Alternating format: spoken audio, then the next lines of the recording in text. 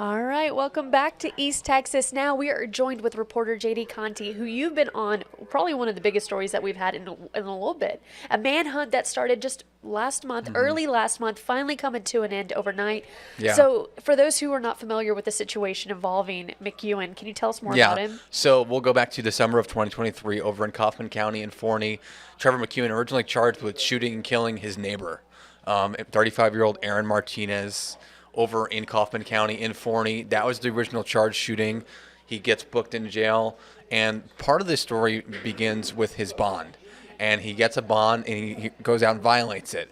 And then this story just becomes this controversy then, because he gets a new bond, and it's set at $2 million despite the family of Aaron Martinez's protest. Okay. And he posts that $2 million bond. I would like to be able to get $2 million from somewhere, but, I don't know. How he got it, I don't know. So he gets out. He's on house arrest, I believe the sheriff told us last month. And they had jury selection on day one, I believe it was May 5th of last month, for this murder trial. He doesn't show up, but not only does he not show up, the sheriff's department gets an alert that his ankle monitor is gone at, I believe, 5 in the morning. And they get there, and the building is on fire. So he had set the building he was in on fire. They found cell phones, things of that nature, and he was gone.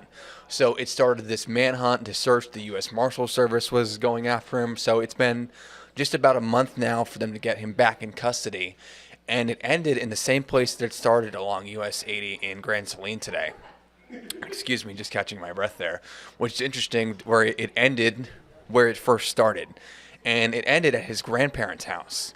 So the next question is, are there going to be potential charges for somebody else who may have been involved in this? And that is a question that was asked to the Kaufman County District Attorney today, and she said that's something that they're certainly looking into, but it's very early in the investigation. So you can see him right there. That's his new mugshot that he got today. That's his new mugshot we got today. Sorry, there's our newsroom can get a little loud sometimes. We can hear all the things going on, but that's his new mugshot. He's also going to have some additional charges. He's got a new arson charge as well. That's some of the aerial footage back on Highway 80 when they were out looking for him then. And the new thing is that he's going to have a new forfeiting bond charge. So basically, when you skip out on your bond, there's a charge you can get. So basically, he's going to be in jail until August when his trial is. So what did this arrest look like this morning? Was there some conflict? Was there a little bit back and forth? Like, how did they know he was there, and like what? It's still unclear how they knew he was there. From the press release and all the information we've gathered from police is that there was some indication that he was there, that they knew he was there. Right. And from when you talk to police, it's like after a while criminals have to go back to where they know. And we know that he was at a family member's house this morning. We don't know exactly why. We don't know who knew he was there. Right. But we knew that they knew that he was there. They believed that he was there. So they Okay. got a search warrant, and it was actually a standoff. I'm glad you reminded me of that. There's a standoff for several hours, and they went in eventually and got him, and they brought him to jail. So there was a standoff. Was that was he firing out at the officers? no, there's no or was it just more of like indication. There's no reports of any injuries. No Okay. indication that shots were fired or anything like that. But obviously, it ended with the image you arrest. can see right there. Here, I'll pull it back up. You can see it again. Yeah.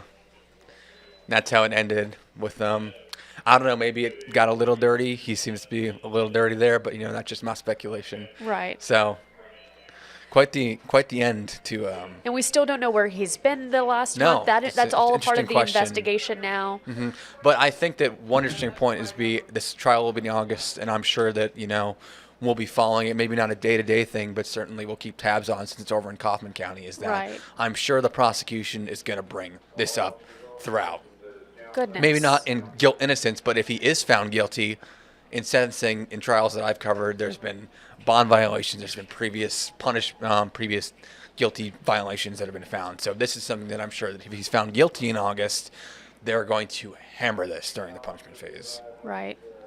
Well, you want to make an example of someone that this is not what you are supposed to do. You're supposed to follow. Yeah, I mean, Governor Abbott posted about this case. He was on the top 10 most wanted list. There was a reward for $30,000. I believe it was $10,000 from Texas Crime Stoppers, and then the governor's office put up their own money. Right. So there was a couple of different. I believe it was $10,000 from the sheriff's office, and then $10,000 from Crime Stoppers, and there was another $10,000 that came in. So there's all these different money coming in, and when the governor's posting about it, and I believe the governor is also making his case for the bond law that he's advocating for right now. Gotcha. So that people like this are not able to get bond. And we still don't know if this was like a tip that someone called in. No, we don't. Okay. So that could be someone like. But and just I would imagine that they would be monitoring this home. Oh, I'm sure. Because it's close family members. We've had cases before where family members were harboring fugitives. So And that's just my speculation. Right. And something you did mention just moments ago, that criminals tend to go back to where they know, what places they know, where they feel comfortable and safe, and that tends to be the situation. So it's something that we will continue to learn and hear more about, especially when the trial gets off. I'm interested to learn more details. All right. Well, thank you so much, JD. We know you've been working hard to get more details on this, and we'll have more coming up in our 6 o'clock newscast. All right. Thank you so much.